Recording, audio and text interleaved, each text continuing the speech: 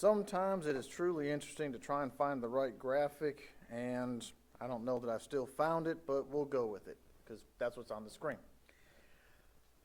It is good to see everyone still here this evening. It is definitely good to see as many faces and people that were here this morning. Some we don't get to see because they worship elsewhere. Others, it was good to see them for their attendance this morning. Definitely an encouragement to try and reach out to others and see if we can't have more appearing as we come through. But this evening's lesson, continuing the process through Matthew, so going into Matthew chapter 14 is where we'll be spending most of our time. But tonight I am going to kind of look at the other parallels in the other Gospels a little bit, because it's interesting how each of the authors bring out different points, or how much of a point they bring out.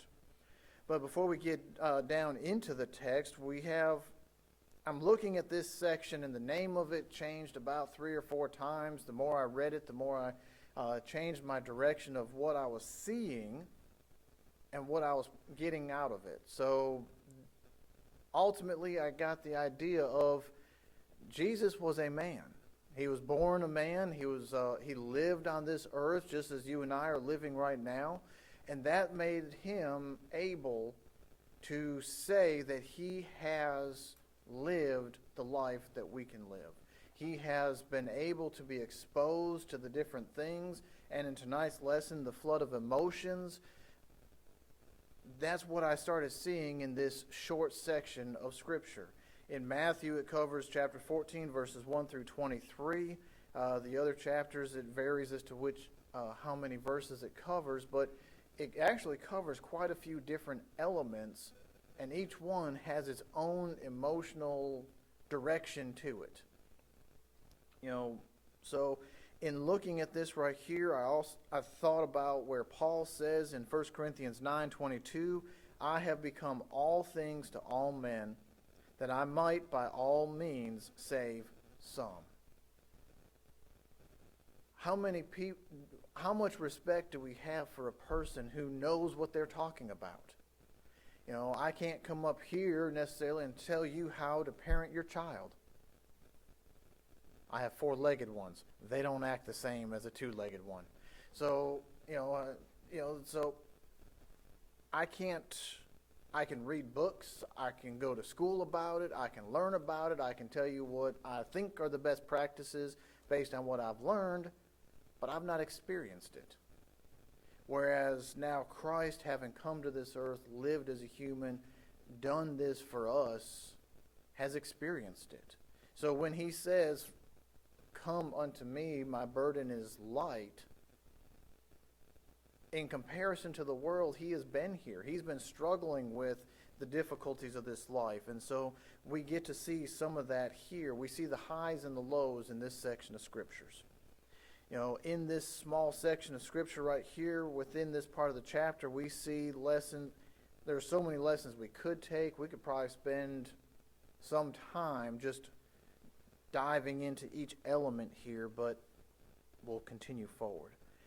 In this area here, we see where the disciples at that time, the 12, were sent out.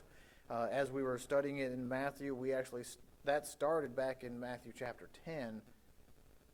He doesn't really explain the rest of the process. The other parallels say that it happened, then it happened, then it happened. So we see where some of them come back here. We see part of that aspect. We see the death of John the Baptist. We see the Christ trying to be alone and how that goes. We also see the feeding of the 5,000 plus, and then personal prayer time as well. So in each of these elements, we're going to quickly look through each one and see how does that kind of play effect. Something to consider, and something I thought about with the element as we start looking through the first 13 verses of chapter 14, is of John the Baptist. We see at this time, the last several chapters here of Matthew, we just saw Jesus preaching about the kingdom and doing many parables after the apostles were sent out, his disciples, sorry. And we see in the first two verses here, at that time Herod the Tetrarch heard about the report of Jesus, and he said to his servants, "Is this John the Baptist? He is risen from the dead, and therefore these powers are at work in him."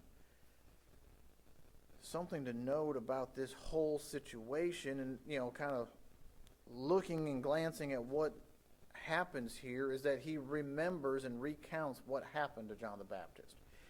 It doesn't say exactly when John was beheaded, when exactly this happened, but it was at a birthday celebration in verse 6 for Herod's birthday. It was celebrated, and the daughter of Herodias danced before them and pleased Herod. A couple things to note as we look a little deeper is, first off, we have the idea of adultery. Why was John thrown in prison and in his position in the first place? He stood for what was right and told Herod he did not have the right to his brother's wife. Neither one of them took that very well, and he ended up in jail for it. John stood for what was right and was thrown in prison for it. Then we have a party being thrown, and there was dancing that entertained and caught the favor of Herod. I don't think they were talking about a waltz or something dignified. I'm guessing there was something a little more provocative about this. And what's even more so about it is that normally, because this is the daughter, or his niece, this is a daughter of royalty, they do not dance for pleasure of others out in the custom of the time. But for whatever reason, perhaps mother had something to do with this, who knows? It's not specifically stated. That's speculation that I've seen in some commentaries and ideas, but she is there in dancing and caught his attention. And so it's not an uncommon thing in the custom to offer a tribute. If you do well before me, I will say, okay, is there something you would like? A token of my appreciation. Today, when we go out to eat, we tip the waiter or waitress. We take and give an appreciation for the service that we've received. In this time, he was so impressed, he said, "I will give you up to half of my kingdom." She said, "Wait one moment." Went and conferred with mother, and mother said, "I want the head of John the Baptist on a platter." And so she came back and asked for it, and in verse 9, the king was sorry. Nevertheless, because of the oaths and because of those who sat with him, he commanded it to be given to her. We see in the parallels, we see in this area, he did not want to kill John the Baptist because he recognized him as a righteous man. So even though he opposed the worldview and the things that he did, he still respected him because he was a just person, saying the right things, not being ugly about what he did. But because he made his oath in the public audience, he couldn't back down from that in his own mind and didn't stand up for it. When the news of this gets to Christ, it weighs heavy on Christ's heart. When we see this in verse 13, it said, verse 12, the disciples came and took away the body and buried it and went and told Jesus. In verse 13, when Jesus heard it, he departed from there by boat and desired a place by himself. When we hear very sad news, we hear of the sad departing of somebody, what is one of our first reactions to this? Do we want to be in a public place? Do we want to be surrounded by everybody? And Christ was always surrounded by people, by strangers, by sojourners, by people that were ill, by people that were seeking him, by people that were trying to seek a way to trap him. He just wanted some quiet time. One of these things that he sought was a time to grieve, a time to think about these things. And what's even harder, and something to think about, that I think about to other conversations that several of us have had or that we've had as a group, is that why did John die? Did John die because of natural causes, from old age? Unfortunately, he died because of other people's sinful ways. He died because two people are committing adultery. He died because of the lustfulness and the provocativeness of a young lady. He died because of the desires of this woman who just wants to see John dead because he called her out on a sin. That hurts more in the world today when we look at it, and that, it wasn't a peaceful death. It was not something we would expect. It was one because of other people's sins. And unfortunately, that happens. But we see that Christ himself even takes this.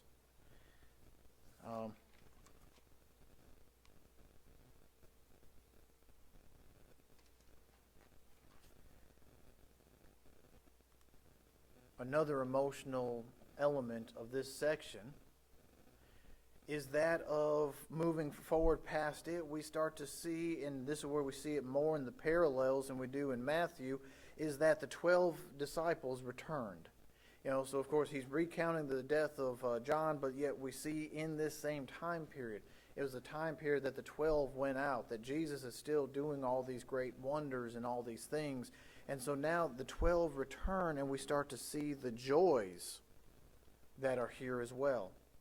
So not only is Jesus trying to be by himself at one point for his own grief in that element, but we also see the disciples' journey. In Matthew chapter 10, we see great detail of what they're told to do and not do. But then we don't see those details in the other accounts. We see very limited. We see that they were sent out, but when they return, such as in Mark chapter 6, verses 30 and 31, we see, then the apostles gathered to Jesus and told him all things, both what they had done and what they had taught. I can't imagine them being real slow speaking about this. I have the envisionment of this is that the 12 returned back. They had been, as a recap, they were given power and authority over the evil spirits and over healing people, and they were told, don't worry what to say if you are brought before a magistrate or somebody of power. They're coming back and they are excited. They have been able to spread the news. Think about our own spiritual journey. When we are baptized, when we come up out of that water, we have that sense of relief. We have that sense of joy. We learn something new. We want to share it with others. We see that gleam in someone else's eye that they got a piece of the message. They get a piece of good news. Where is our heart at? Where is our emotion in that particular spot? It is excited. It is happy. And sometimes going on a journey like that takes a lot out of you.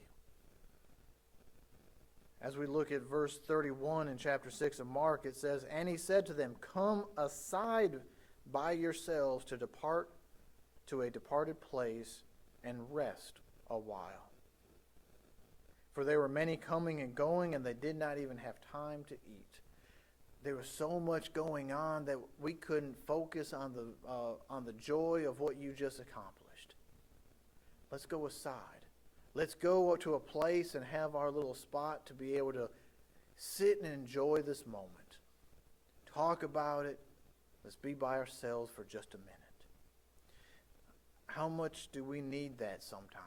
Sometimes it is just so much, we go day to day to day, and then we have this great news, we have all this excitement, but we can't just sit and enjoy it sometimes. We have to, next thing to go, next thing to go. I know I get looked at with that look a couple of times. It's like, you need to slow down every now and then. The phrase, slow down and smell the roses. Sometimes we just need to stop and enjoy the moment. Take in that edification, that joyfulness, that encouragement, the thing that we have that is able to help us be strengthened, be renewed, be refreshed, be ready for the next event, for the next thing. But as Jesus goes, so does the crowd. As we start looking forward, have you ever kind of wanted to go and be by yourself for a minute? Whether it was the time with, where he wanted to just go and be by himself to mourned the loss of John, the time now with his disciples coming back and them wanting to enjoy the moment. You're walking ahead by yourself. You turn around and look, and here's a crowd. Now, Jesus did it smart. He went by boat with his disciples to a spot. Didn't take long for people to figure out where they were. And they didn't need cell phones to get the word around, and all of a sudden the big crowd was there. Somehow they just knew where that spot was, or the word got out and they all joined them. As we look at this part, we see, and it's really misrepresented when we keep talking about it, in the idea of Jesus feeding the 5,000. Feeding the 5,000 was only the count of the men. They were also women and children. Then you'd have to add the 13 because you had the 12 disciples plus Jesus. So, 5,013 plus. Who knows how many were there. So on my outline, that's why I said feeding the 5,000 plus. Because there are so many more there. Everywhere Christ went, he was followed. People wanted to be with him, wanted to listen to him. And I think there were so many more that wanted the message that he gave than the few times that we keep seeing where Jesus points out the few that keep on trying to harass him, the ones who keep trying to trap him. The people wanted the information. They desired the information. They wanted to be there. And Christ saw this. Going back into Matthew chapter 14, we see where they start following him, and they get there, and in verse 14, we see that and Jesus went out, and he saw a great multitude. And what happened with Christ, with his heart? He was trying to be alone at this point. He was trying to grieve, but yet in Matthew 14, he was moved with compassion for them. And in Matthew, it just says he healed their sick. In the parallel accounts, it says that he taught them many parables. He taught them about the kingdom.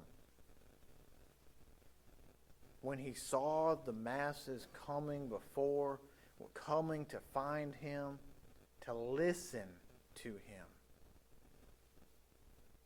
he was moved with compassion for that. How much does that help us sometimes when we're in our daily grind? We're just doing things day by day, and someone comes to us not asking us for a favor, not asking something else, but just to give us that encouragement. I'm going to give it to the ladies of this congregation especially, but to all that do this, because I don't know what everyone does every day and how everyone does it, but how many receive a little note? How many receive that little card of thanksgiving? How many times does something happen as a congregation, we reach out and then we receive a card that's read from during the announcements of thanksgiving and appreciation? How does that make us feel? Christ was able to receive that. It wasn't through a card, but it was actually through a mass of people of greater than 5,000 seeking him out to sit and listen to what he had to say. Because of all of that, he had compassion on them, he healed them, and he gave the teachings to them.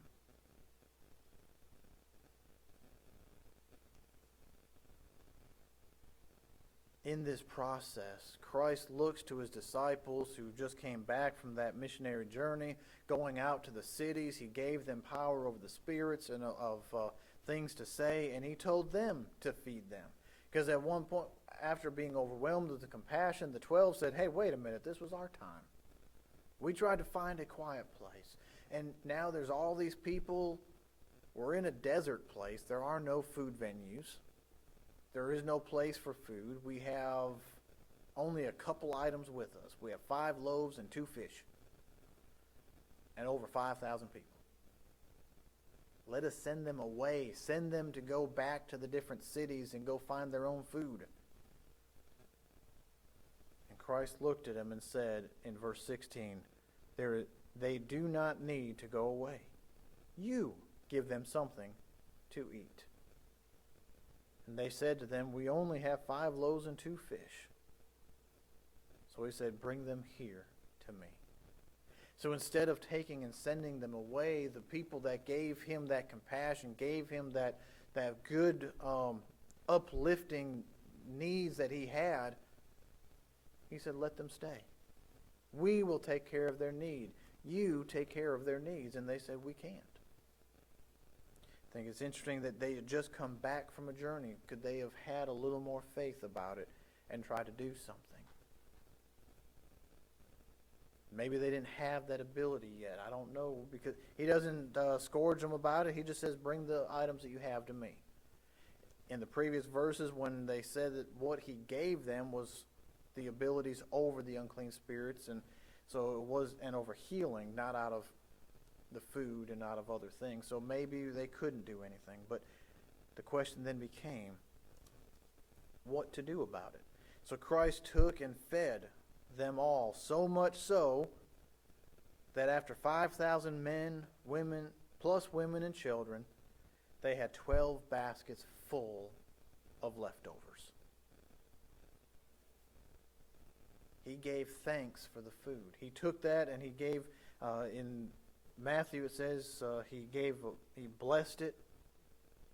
So he took the five loaves and the 2 fish, looking up to heaven, he blessed it and broke it, gave the loaves to the disciples, and they gave to the multitudes. I'm still perplexed on how that happened. I just wanted to be there to see how it kept multiplying itself. Is it like that, the magician's hat? You just, okay, here's the bucket, just keep grabbing. And every time you reach in, you pull out a loaf, or is it every time you pulled it in half, it regrew itself? I'm curious. But the answer is it happened. The answer is he was moved enough with the focus and the faith of those that were coming to him to listen to the word, to be with him, that he took care of them.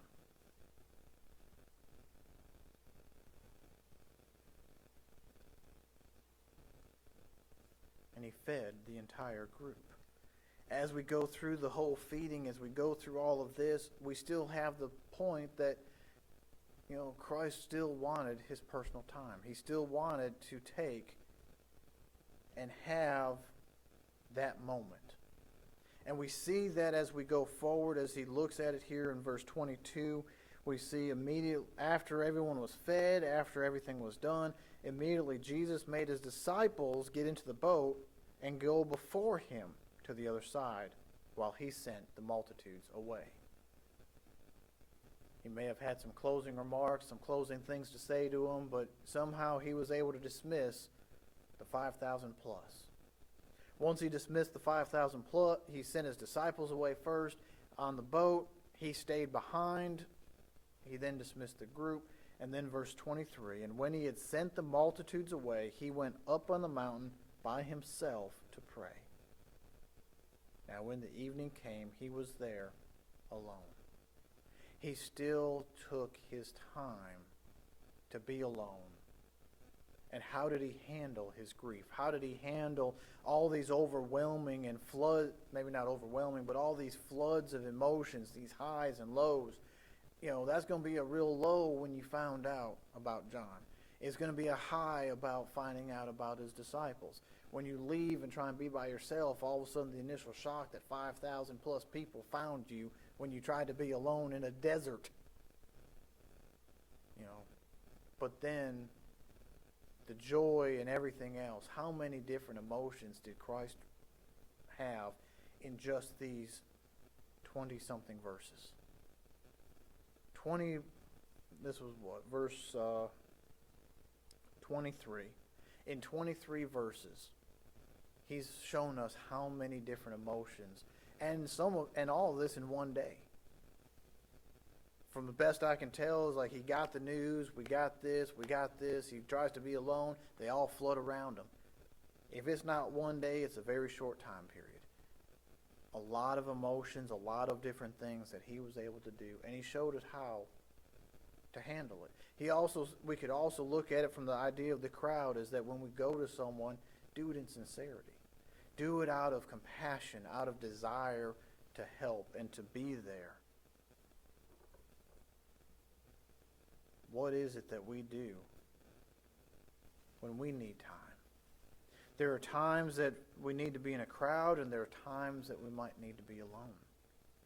Christ saw the need to allow his disciples time to express themselves. As we take and reach our hand out to other people as well, go beyond just this and look at the teaching aspect too. As Christians, when we reach out to the community, sometimes when we give a piece of information, a little golden nugget to somebody, sometimes they need time to think about it. Let them dwell on what we just taught them or showed them through the Scriptures, and let them figure out what to do with it. Let it simmer in their minds. We also need that time personally for ourselves. Sometimes we need to be in the group to be edified, to be encouraged, to share our joys, to also lean upon each other for sorrows. And sometimes we need to be alone in our prayers and our focused thoughts towards God. Do we take the appropriate time to do each of these elements? Do we take and remember what time it is to do this and this? It's not good just to completely seclude ourselves after an event. I don't think that was Christ's plan at all. He just wanted a little bit of time to breathe and to think about things. But when the crowds came, he was encouraged. He was able to do good for them. And then we'll see as we keep on going through what happens next, because we see, he sent his disciples away in the boat. He's now there by himself without a boat. If you've glanced through what's next in Matthew, you see what's coming is that he brings out new lessons that we can learn about faithfulness and about leaning on our faith as he walks on the water, and as one of his disciples says, "Can I come to you?" Do we learn the lessons that he teaches? It would be so interesting to listen to what he had to say at any of these sittings that just says he taught the multitudes. And they listened for who knows how much time. We do have the essential teachings, the things that we need to know, because he has revealed all things that lead unto righteousness. And they are recorded here in the Bible for us today.